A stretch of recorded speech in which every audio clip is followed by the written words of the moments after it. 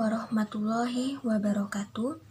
Yang terhormat Ibu Ria Agustina, LCMA selaku dosen pengampu pada mata kuliah Fikih Zakat.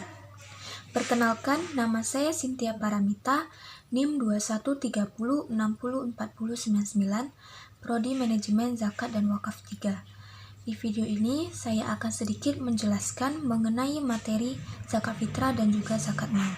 Yang pertama, zakat fitrah. Zakat fitrah yaitu zakat jiwa yang diwajibkan atas setiap diri muslim yang hidup pada bulan Ramadan. Syarat pada zakat fitrah ini yang pertama beragama Islam, yang kedua merdeka atau bukan dari kalangan budak, yang ketiga mampu atau berkecukupan, yang keempat balik dan berakal sehat, dan yang kelima menemui waktu wajib zakat. Mustahik zakat fitrah ini yaitu yang pertama fakir, yaitu orang yang tidak mempunyai harta. Yang kedua miskin, yaitu orang yang mempunyai harta tapi tidak mencukupi. Yang ketiga fisabilillah, yaitu orang yang berjuang di jalan Allah. Yang keempat mualaf, yaitu orang yang baru masuk Islam. Yang kelima gorim, yaitu orang yang memiliki hutang.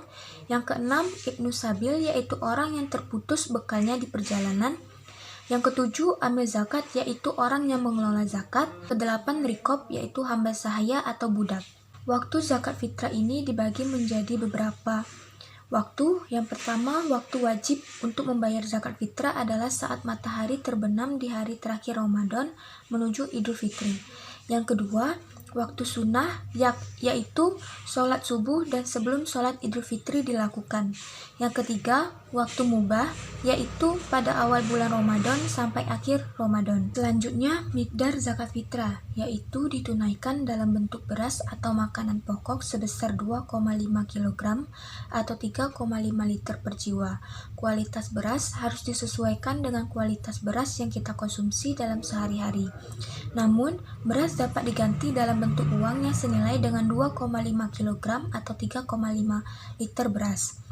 Dalil zakat fitrah yaitu diriwayatkan dari Abu Hurairah bahwa sesungguhnya Rasulullah Shallallahu Alaihi Wasallam bersabda, tunaikanlah zakat fitrah sebelum kamu keluar untuk sholat hari raya. Maka wajib atas setiap orang merdeka mengeluarkan 2 mud gandum dan dakik atau tepung dari gandum. Hadis riwayat Sunan Abu Daud halaman 254. Yang selanjutnya membahas mengenai zakat mal.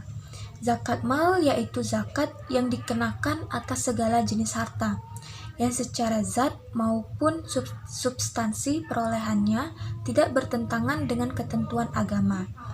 Zakat mal terdiri dari zakat yang dikenakan atas emas, perak, dan logam yang telah mencapai nisab dan haul. Zakat mal adalah zakat harta yang wajib dikeluarkan seorang muslim. Yang selanjutnya syarat zakat mal. Yang pertama merdeka, karena zakat hanya wajib atas tuannya sebab dialah pemilik harta hambanya. Yang kedua Islam, zakat merupakan ibadah yang mensucikan. Jadi berdasarkan ijma ulama, tidak ada kewajiban zakat atas orang kafir. Yang ketiga balik dan akal, karena tidak ada kewajiban zakat mal atas anak kecil dan orang gila dikenakan untuk mengeluarkan zakat. Yang keempat kondisi harta sampai mencapai nisab, yaitu 85 gram untuk zakat emas, 653 kg untuk zakat untuk pertanian atau 524 kg beras untuk pendapatan dan jasa. Yang kelima mencapai haul atau 1 tahun. Yang keenam tidak ada hutang. Yang ketujuh lebih dari kebutuhan pokok. Mikdar zakat mal yaitu ada beberapa jenis mulai dari zakat emas, perak, perdagangan, hasil bumi. Zakat mal berdasarkan nisab emas yaitu 2,5% untuk zakat pertanian dan peternakan. Dalil zakat mal yaitu terdapat pada Quran Surat At-Taubah ayat 103 yang artinya ambillah zakat dari harta mereka guna membersihkan dan menyucikan mereka dan berdoalah untuk mereka. Sesungguhnya doamu itu untuk ketentraman jiwa bagi mereka. Allah Maha Mendengar, Maha Mengetahui. Ada beberapa zakat dalam zakat mal, yaitu yang pertama zakat emas dan perak, yaitu zakat emas dan perak merupakan logam mulia yang memiliki 2 fungsi selain merupakan tambang sehingga sering dijadikan perhiasan. Emas dan perak juga dijadikan mata uang yang berlaku dari waktu ke waktu. Syarat zakat emas dan perak yaitu harus mencapai nisab, mencapai haul, dan milik sendiri.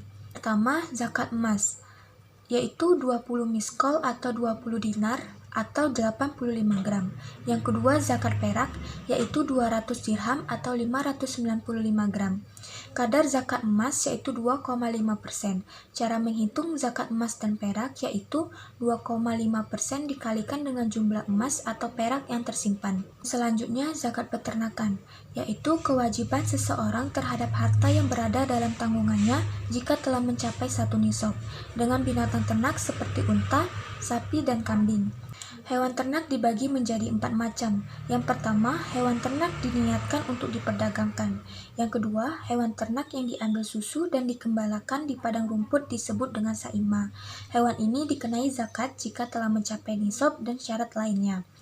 Yang ketiga, hewan ternak yang diberi makan untuk diambil susunya dan diberi makan rumput atau tidak dikembalakan. Hewan ternak ini dikenai zakat.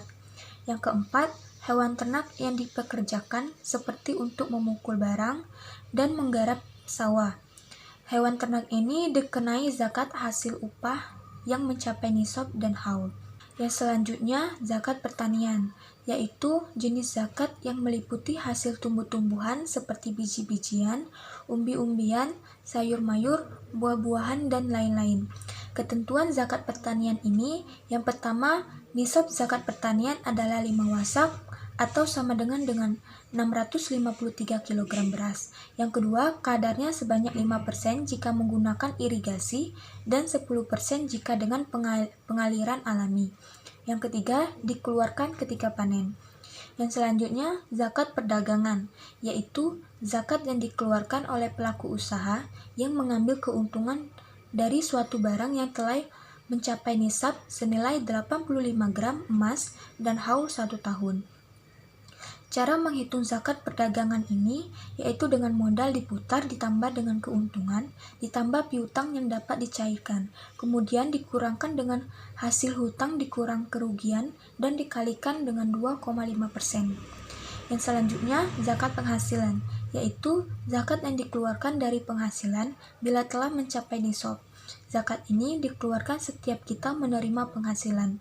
Nisab zakat penghasilan yaitu 5 wasak atau sama dengan 652,5 kg gabah atau setara dengan 520 kg beras dengan besaran zakatnya 2,5% dari penghasilan.